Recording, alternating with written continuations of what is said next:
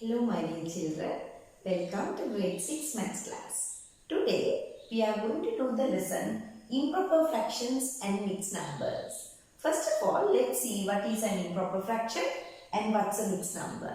Right, improper fractions. They are the fractions where the numerator is greater or else equal to the denominator. Now you can see in this fraction the numerator is bigger than the denominator. These type of fractions are called improper fractions. I will give you some more examples. In this fraction also you can see the numerator is greater than the denominator. We call these fractions the top heavy fractions too. I will give you some more examples. Here, in all these fractions, you can see that the numerator is greater than the denominator. So, these fractions are called improper fractions. Earlier, in the previous lessons, we did not meet this type of fractions. We met all proper fractions. That means the numerators of those fractions were smaller than the denominator. Now, here it's the opposite. This is greater. The numerator is greater than the denominator. So these are called improper fractions. Let's see what a mixed number is. Mixed numbers are made of a whole number and a fraction. Here you can see this is the whole number part and this is the fraction part. Right? The mixed numbers are made of a whole number and a fraction. So these are called mixed numbers. I will give you another example. 3 and 2 sevenths, 5 and 9 twelfths. All these are mixed numbers. They have a whole number part and a fraction part both. Right. So children, these improper fractions and mixed numbers have a relationship. That means you can show the same amount, the same value using the improper fraction and the mixed number. I will tell you how. Think that you are given an improper fraction like this, 22 fifths. We can show this amount using the mixed number. That means you can write this amount as a whole number and a fraction. So let's see how to do it. Right. First of all, we are going to find how many 5s are there inside this 22. As we all know the 5 times table, we know there are 4 5s inside 22. That means 20. Then other things are remainders. How many remainders are here? There are 2.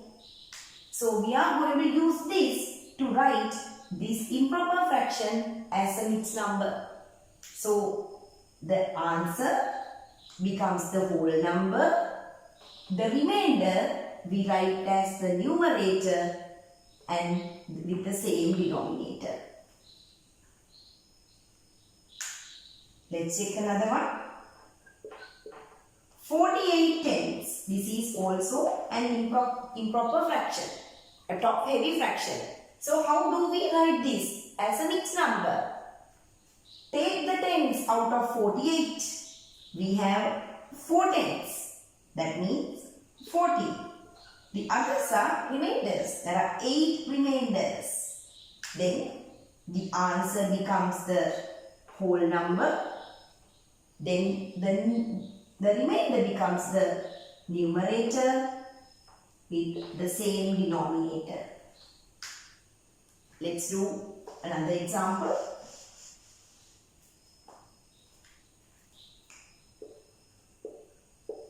37 eighths. 37 eighths. How do we write this as a mixed number? Take the eighths out. There are 4 eighths. That means 32. The others are the remainders. There are 5 remainders. So the answer becomes the whole number.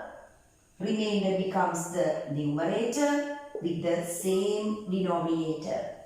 Last example.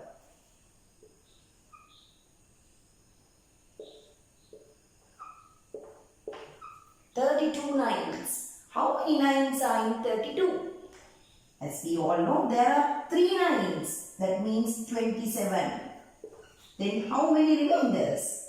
5 remainders. Right. Answer becomes the whole number. Remainder becomes the numerator and the same denominator. So children, now we saw how can we write an improper fraction as a mixed number. I told you they have a relationship. They can show the same amount in 2 different ways. Right. Next, the opposite. Think now you are given a mixed number. Think you are given 2 and 1/4. As I said, we can show the same amount using the both things, both improper fraction and the mixed number. So how do we write this as an improper fraction? Same denominator. Then 2 wholes. The whole number is 2. According to this fraction, 2 wholes means 2 fours. 2 fours means 8. And then we add the numerator 1. The answer is 9 fourths. 9 fourths. Think now you are given a fraction like this, a mixed number like this, 3 and 2/5. Same denominator. According to this fraction, 3 wholes means 3 fives. 3 fives means 15. Then you can add the numerator to it. So the answer is 17 fifths. I'll do another example. Another 2 examples. 6 and 5/10. Write this as an improper fraction. Same denominator. 6 wholes according to this fraction is 6/10, that means 60. Add the numerator. So 65/10. Then 3 and 7/12. Same denominator, 12. 3 wholes according to this fraction, 3/12, that means 36. And the numerator 7. 36 and 7 is 43/12. Right.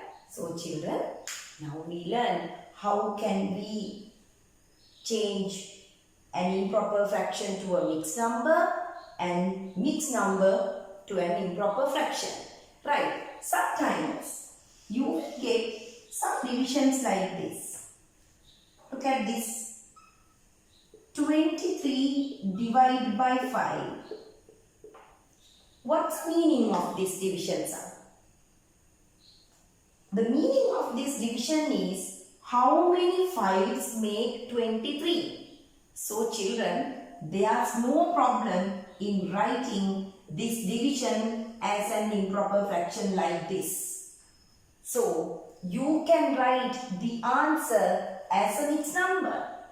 So how to do it? Yes, you know, there are 4 5s in this. That means 20. Then and 3 remainders.